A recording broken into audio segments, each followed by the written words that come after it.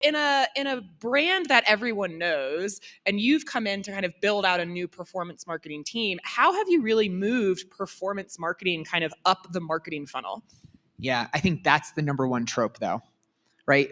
And I kind of cringed when I first heard the term performance marketing many years ago, is because that just by definition says, oh, we have this thing brand and we have this thing performance marketing. By definition, then, you're not expecting performance from your brand marketing, and vice versa. You're not expecting your performance marketing to build your brand. Like, that's an interesting conundrum there. And I think that's what gets us in hot water with like our finance experts or our finance leaders and our CEOs who are approving our budgets. They're like, wait, you want me to give you this large budget and only half of it is going to drive performance?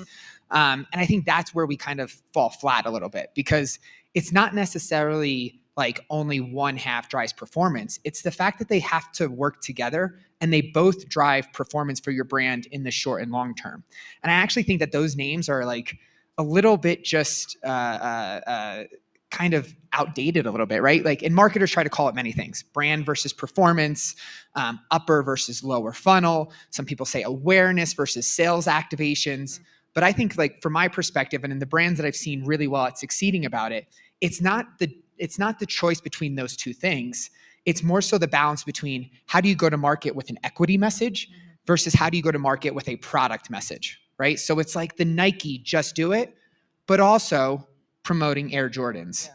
It's the Dove Real Beauty campaign and promoting Dove shampoo. And for me, it's, Hilton for the stay, but also a stay at the Conrad Orlando. Great hotel, by the way. Everyone can look it up right now. Don't click on the ad, but you can look it up. That's one of 20 right now, guys. Yes, so just Conrad. Keep that in your head. Keep track.